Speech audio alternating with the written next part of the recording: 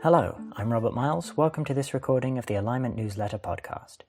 This is newsletter number 144, How Language Models Can Also Be Fine-Tuned for Non-Language Tasks, published on the 2nd of April 2021 by Rohin Shah. Highlights. Link, Pre-trained Transformers as Universal Computation Engines by Kevin Liu et al., summarized by Rohin. We've seen some very impressive few-shot learning results from GPT-3 in newsletter 102 and CLIP. These work by training a large transformer model on a giant pile of data in a particular modality, such as language or images, and then we express tasks within that modality, for example, summarization for a language model. This paper asks the question, could this also help with tasks in a different modality? Surprisingly, the answer seems to be yes. Specifically, the authors take the pre-trained GPT-2 models and fine-tune on very different tasks, changing only the following parameters, which make up just 0.1% of the model. 1. Input layer. This is a linear layer that transforms the input tokens before they go through the attention layers. 2. Output layer.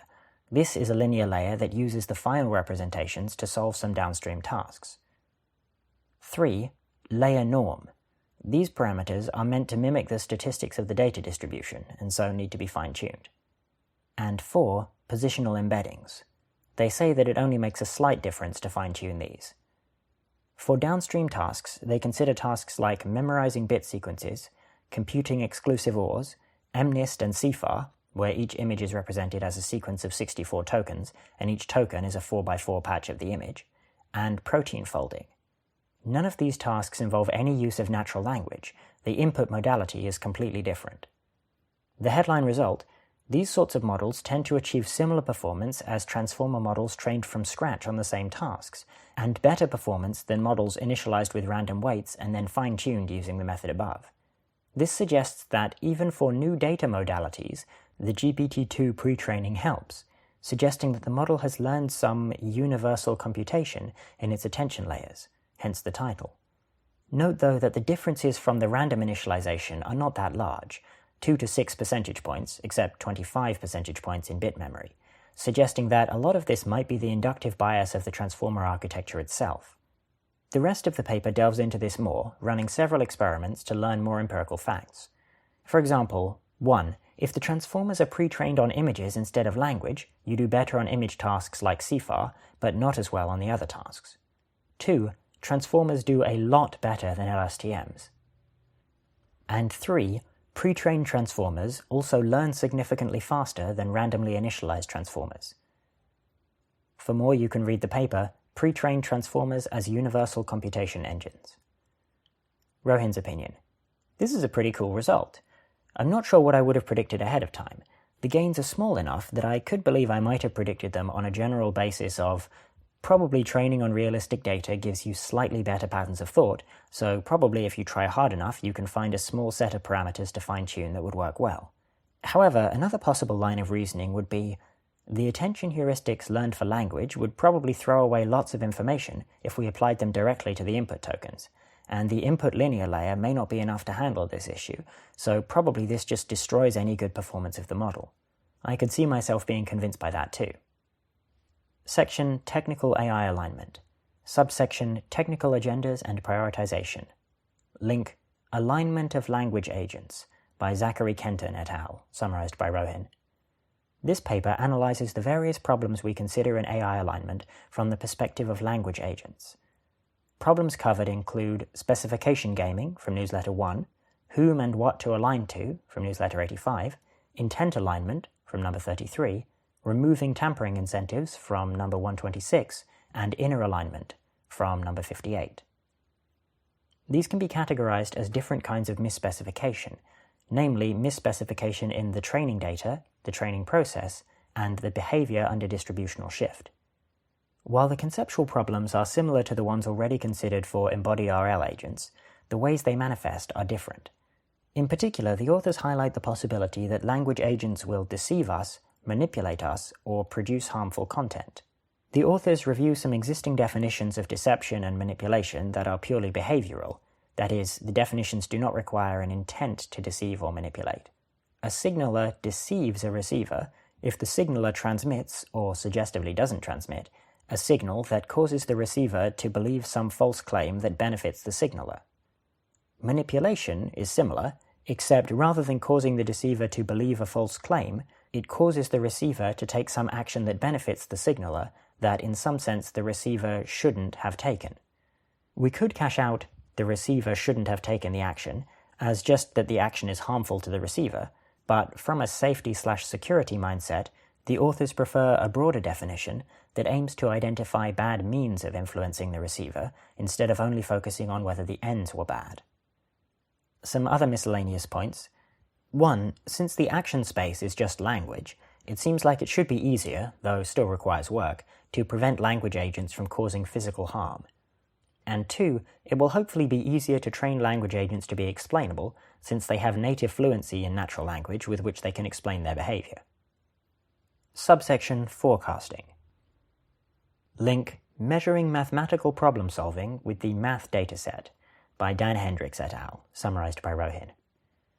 We've seen GPT-3 from Newsletter 102 perform well on lots of downstream tasks.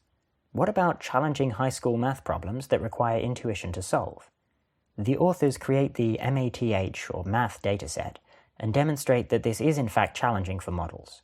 Models currently get around 5 to 7%, even when pre-training on a dataset of math-relevant text and fine-tuning on the math training dataset.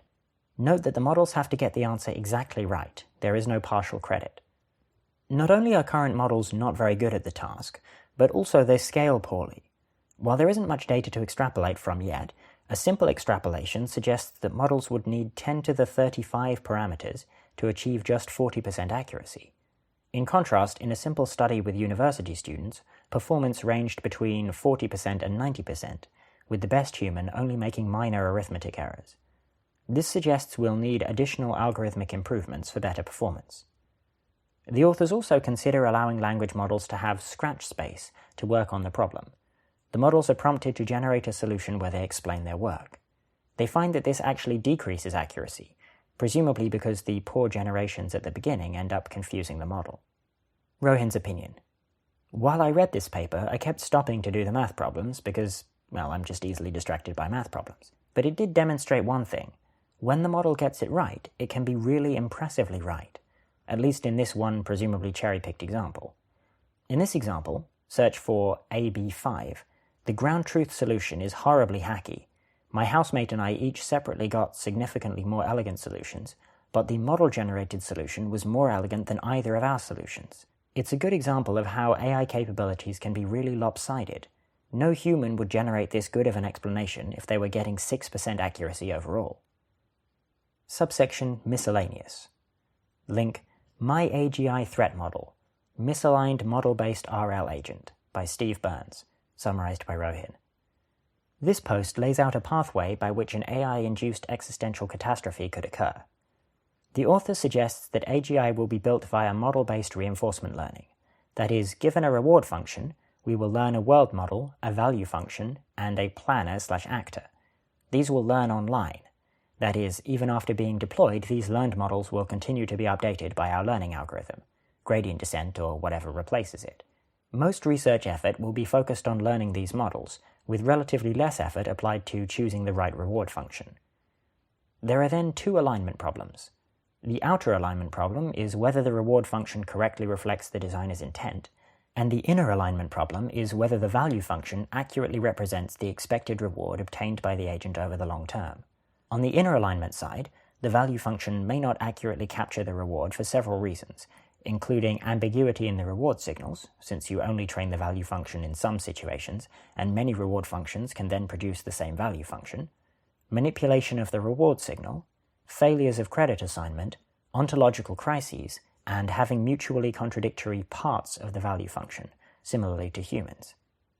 On the outer alignment side, we have the standard problem that the reward function may not reflect what we actually want, i.e. specification gaming or Goodhart's law. In addition, it seems likely that many capability enhancements will be implemented through the reward function, for example, giving the agent a curiosity reward, which increases outer misalignment. Rohin's opinion. While I disagree on some of the details, I think this is a good threat model to be thinking about.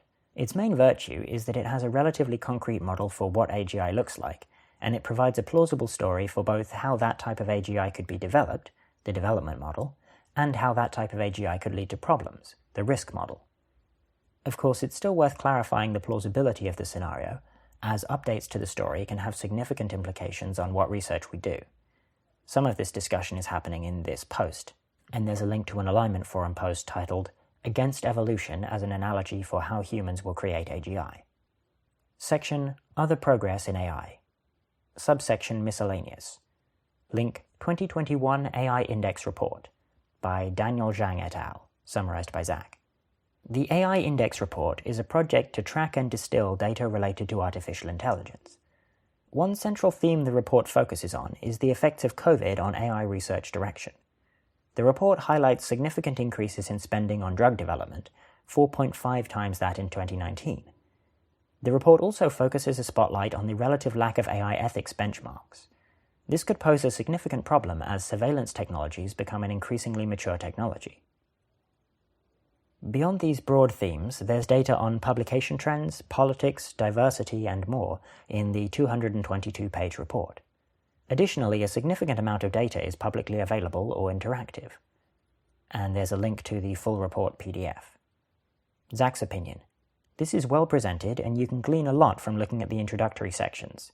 If you choose to dive into a particular topic, charts and methodology are presented in a clear manner with nice hyperlinking to make navigation relatively painless.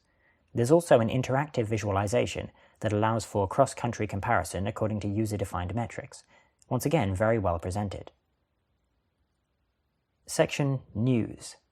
Link Stanford Existential Risks Conference, SERI, summarized by Rohin. This conference on existential risks will run April 17th to 18th. Applications to attend close April 9th. There will be no charge to attend the conference. Link Research Engineer Safety at OpenAI, summarized by Rohin. The Applied Safety team at OpenAI is looking to hire a research engineer and explicitly states that the job is about safety of general-purpose AI systems, as opposed to narrow AI systems like autonomous vehicles. This concludes Alignment Newsletter number 144. For more information, you can go to rohinshah.com/alignment-newsletter, where you can find all of the previous newsletters and also a spreadsheet of all of the papers and summaries that have ever been featured. Thank you for listening.